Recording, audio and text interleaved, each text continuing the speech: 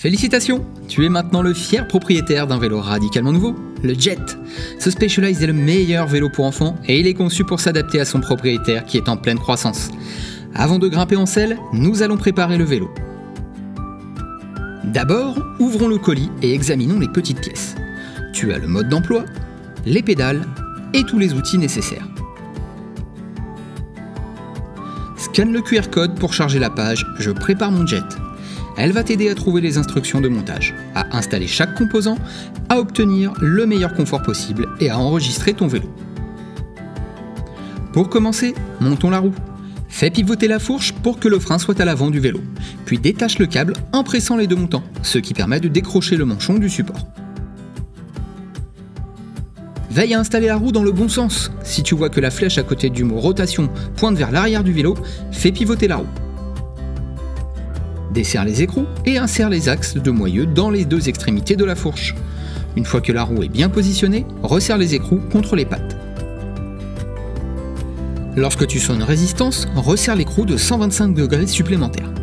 N'oublie pas de rattacher le câble de frein. Pour cela, il suffit de procéder en sens inverse du démontage. Faisons un essai. Donne de l'élan à la roue pour voir si tout est bien serré et bien centré. La roue doit tourner librement, sans osciller et sans frotter contre les patins de frein.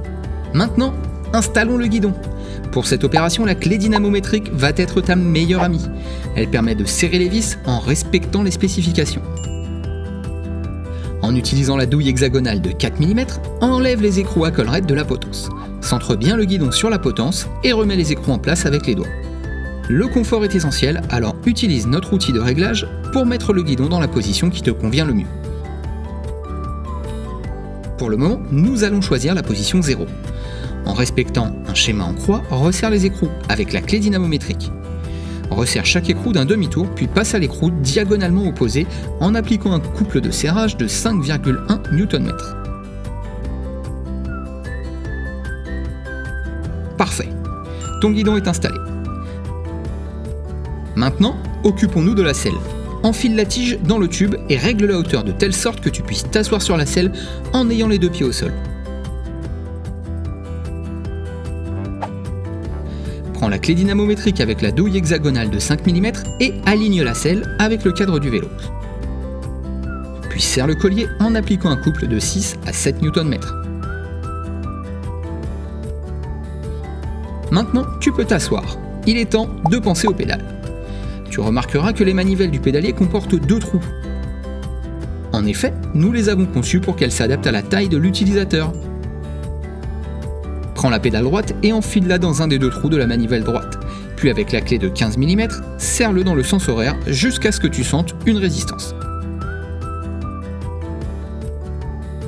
À partir de là, serre encore de 45 degrés. Ça doit suffire à laisser une petite trace sur ta main. Pour la pédale gauche, on procède à l'identique, sauf qu'il faut serrer dans le sens anti-horaire. Maintenant que tu peux pédaler, tu vas avoir besoin de freiner. Vérifions donc les freins. Le levier de frein est pré-réglé en usine. Vérifie si ce réglage te convient. Pour le modifier, tourne la molette qui est devant le levier sans exagérer. Il ne faut pas que le levier touche la poignée. Pour tout réglage supplémentaire, contacte ton revendeur Specialized le plus proche.